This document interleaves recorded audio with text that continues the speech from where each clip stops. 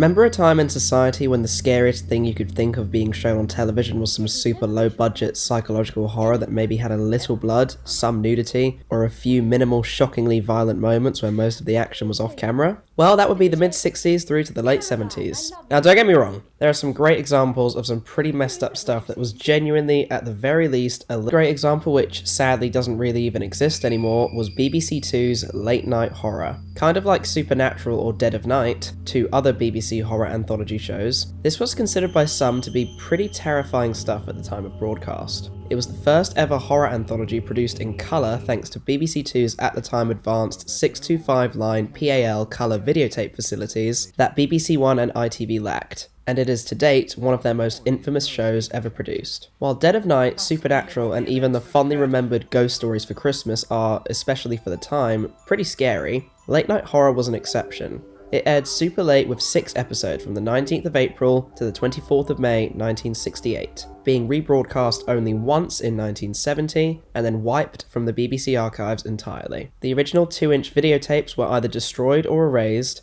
and all 16mm copies known to exist were subsequently junked, and the show was largely forgotten about. The only surviving visual material being the opening titles, a specially shot trailer featuring Valentine Duel, and some photographs taken from surviving newspaper articles. In 2016, however, Kaleidoscope, a brilliant archive and lost television holding and research group, managed to secure a 16mm black and white telerecording of The Corpse Can't Play off of eBay, which is now the only episode of the series thought to exist. It was screened on the 16th of December 2017 at the BFI's Missing Believed Wiped event in its raw black and white form, and, after almost 6 years of being restored, remastered, and waiting for DVD stock, it's now been released to the public with a nice lengthy book on the show's background, cast, crew, and history, complete with one of those DVD packets from 20 years ago. It's a nice detail, and it certainly beats having a big DVD case taking up even more space on my already almost full DVD shelf and desk drawers. Being happy about having a complete book with a DVD I ordered isn't something a younger me would ever think he'd hear himself say. So The Corpse Can't Play was adapted from the 1965 short story Party Games by John Burke. It was directed by Paddy Russell, a hard-working and experienced television director of the golden years of television, and one of the first ever female directors the BBC employed, having been involved with Quatermass, 1984, Out of the Unknown, and of course, Doctor Who. In the televised version, Alice Jarman is desperately trying to keep the arguing children in order during her son Ronnie's birthday party, struggling with the yearly anxieties of making sure things run smoothly alongside her friend Joanna. She's also annoyed that her husband Tom is late home from work. Just as Ronnie prepares a game about murder consisting of a peeled grape, a rubber glove, and a piece of mattress stuffing, Simon, an awkward, impeccably mannered, and well-dressed young boy who the other children despise for no clear reason, shows up uninvited with a very expensive gift for Simon. Simon is barely grateful, and the other children are jealous of his outshining their presents. While Joanna and Alice continue their conversation, Ronnie maliciously demands they play a game of charades where they act out what their fathers do, knowing Simon's father is deceased and his mother is forced to work long hours as a result. Ronnie forces Simon into the middle of the room before lying on his back and crossing his arms over his chest, showing Simon and the children what Simon's father does. Simon only looks on with stone-cold expressionlessness. Is that a word?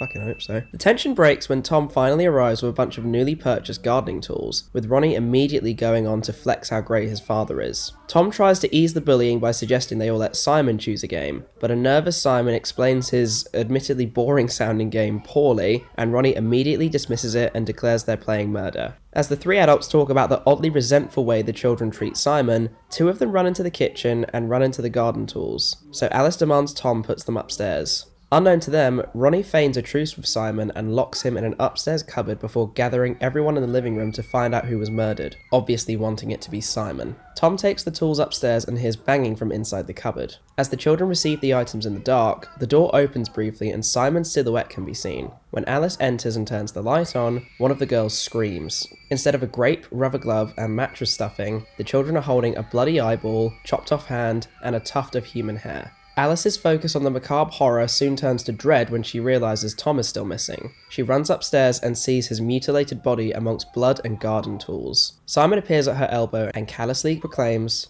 "Well, it's only fair, Mrs. Jarman.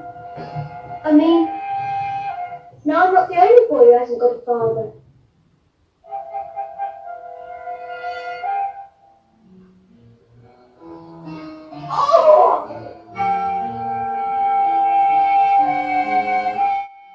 play ends.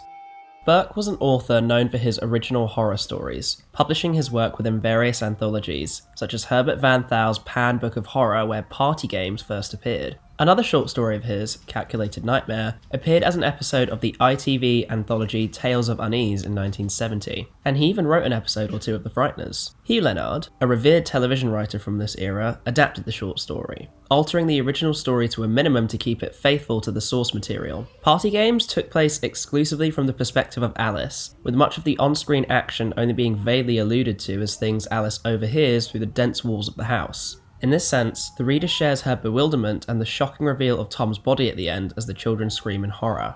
It's a very well written story. Joanna was created to externalise the feelings of anxiety Alice suffers from throughout the story, as opposed to inner monologues. It was one of the first stories to be approved for the series, and the fact it was able to be completely studio-based with no film sequences definitely helped that decision. Paddy Russell enjoyed how it was a classic uninvited and unwanted guest horror story, accepting the job in an instant. Clifford Hatts, the designer, had previously worked on Quatermass and The Pit. The production was camera rehearsed in the morning and afternoon. The ending was shot first, and then it was shot in chronological order from the opening scene, taking place roughly between 8:15 PM and 10 PM. The children were apparently all very well behaved, with the only issue being how they were only allowed to work a limited amount of hours. Everyone had a great time playing little brats and screaming over gutted eyeballs. Erin Doherty still retains vivid memories of the experience to this day. I certainly remember the makeup girls coming in with the blood and bits and pieces, which we all enjoyed enormously. At the end of the play, the lights went on. We were playing a gruesome game in which body parts were passed around in the dark.